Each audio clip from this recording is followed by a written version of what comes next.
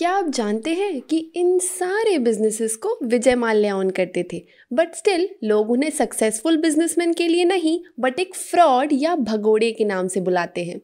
Hello everyone, welcome back to Finology ticker. मैं हूं कीर्ति और आज हम बात करेंगे विजय माल्या की एंड कैसे उनके कुछ बिजनेस डिसीजंस उन पे ही भारी पड़ गए। विजय माल्या को सभी उनके posh lifestyle and lively personality के लिए जानते थे। तो ऐसा क्या हुआ जिससे वो किंग्स ऑफ गुड टाइम से एक इकोनॉमिक ऑफेंडर बन गए? जब उन्होंने ये यूनाइटेड ग्रुप को टेक ओवर किया था तब उन्होंने डाइवर्सिफिकेशन के लिए अपने बिजनेसेस को बहुत से सेक्टर्स में डाइवर्सिफाई किया। एंड वैसे तो कहा भी जाता है कि कभी भी अपने सारे एग्स एक बास्केट में नहीं रखने चाहिए।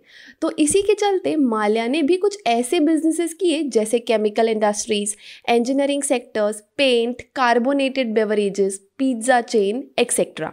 बट इतना डाइवर्सिफिकेशन भी नहीं करना चाहिए जिससे आप मैनेज ही ना कर पाए। उन्होंने ये बिजनेस स्टार्ट तो किया बट अच्छे से रन नहीं कर पाए एंड उन्हें या तो ये बिजनेस को सेल करने पड़े या बंद करने पड़े। फॉर एग्जाम्पल, किसान ब्रांड जो कि अब HUL का है, वो पहले UB ग्रुप के अंडर था एंड उन्हें वो भी सेल करना पड़ गया था। पर ऐसा क्यों हो रहा था? लिकर बिजनेस जो कि इंडिया में इतना डिफिकल्ट बिजनेस है, उसे विजय माल्या ने इतने अच्छे से रन किया, तो वो बाकी बिजनेसेस को क्यों एस्टैब्लिश नहीं कर पा रहे थे?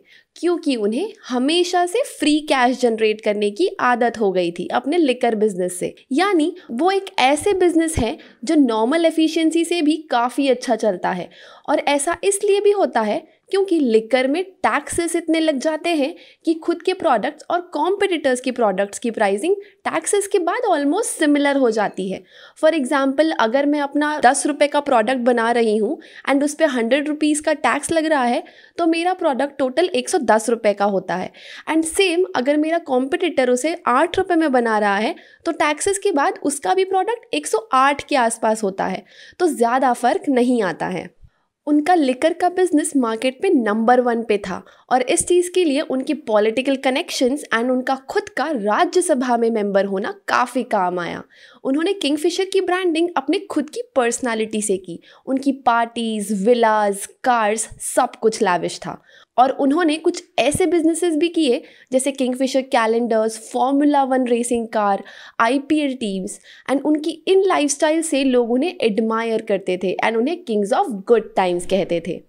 माल्या अपने लिकर बिजनेस से इतना अर्न करने लग गए थे कि वो किसी भी सेक्टर पे एंटर होने से नहीं डरते थे।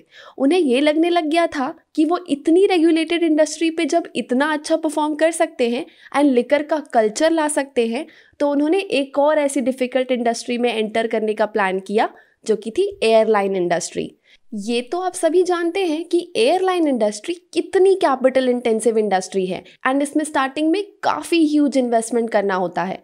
उनका एयरलाइंस के लिए भी यही ड्रीम था कि वर्ल्ड क्लास सर्विसेज प्रोवाइड करे एंड जो उन्होंने किया भी। And with in 2 years Kingfisher airline top 2 airlines थी in terms of market share, but वो कभी भी ब्रेक इवन पॉइंट पे नहीं पहुंच पाई। बट स्टिल माल्या ने उसे ग्लोबली एक्सपैंड करने का प्लान किया and as per Indian rules airline तभी ग्लोबली एक्सपैंड हो सकती है जब उन्हें 5 years हो चुके हो।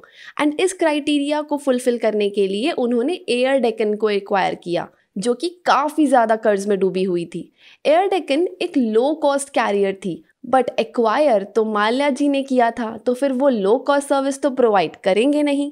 तो उन्होंने इस एयरलाइन में भी लो कॉस्ट पे प्रीमियम सर्विसेज देना स्टार्ट किया, जिसकी वजह से कस्टमर्स यहाँ शिफ्ट होने लग गए क्योंकि उन्हें भी ये लगने लग गया जब लो कॉस्ट पे सेम सर्विसेज मिल रही है तो क्यों ना इसी से ट्रैवल किया जाए।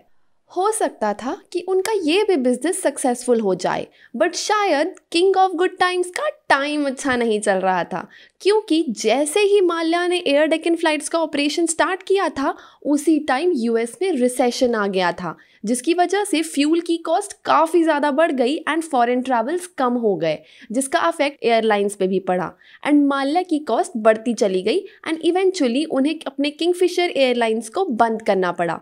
बट वो स्टिल इस होप में थे कि उनका ये बिजनेस फिर से स्टार्ट हो जाएगा, या तो उन्हें बैंक्स फिर से लोन दे देगी या कोई उनकी कंपनी में इन्वेस्ट कर लेगा।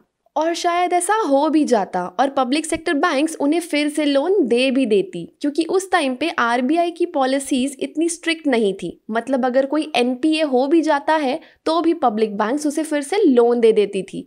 बट जब इंडिया में बहुत सारे एनपीए होने लग गए तब जाके आरबीआई ने पॉलिसीज को स्ट्रेंथन किया एंड विजय माल्या को कोई भी और लोन देने से बैन किया एंड अल्टीमेटली उन्हें एक एनपीए डिक्लेयर कर दिया गया।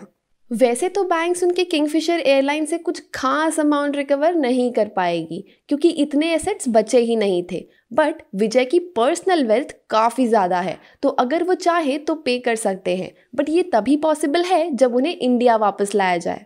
इंडिया में कॉरपोरेट स्कैम्स, फ्रॉड्स तो बहुत ही होते हैं, बट विजय माल्या का इसलिए फेमस था क्योंकि वो बिजनेसमैन कम एंड एज अ सेलिब्रिटी ज़्यादा रहते थे। उनकी लैविश लाइफस्टाइल हमेशा से लाइमलाइट में रहती थी, जिसके कारण उनसे जुड़ी छोटी से छोटी चीज़ भी मीडिया में कवर की जाती थी। तो फिर इतना बड़ा फ्रॉड तो फेमस होना ही था।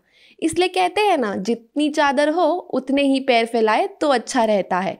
तो रिस्क भी उतना ही लेना चाहिए जितना आप संभाल पाओ। हमारे हिसाब से अगर विजय माल्या ने एयरलाइन इंडस्ट्री चूज नहीं की होती या फिर ह्यूज डेट वाली एयर डेक्कन को एक्वायर नहीं किया होता तो शायद आज किंगफिशर एयरलाइंस एग्जिस्ट कर रही होती। आप भी हमें कमेंट करके ज़रूर बताइएगा कि इस बिज़नेस के फेलियर के और क्या क्या रीज़न हो सकते थे या इस फेलियर को प्रिवेंट करने के लिए क्या क्या मेजर्स लिए जा सकते थे। अगर आपको ये वीडियो पसंद आई तो लाइक, शेयर एंड सब्सक्राइब ज़रूर कीजिएगा। Thank you.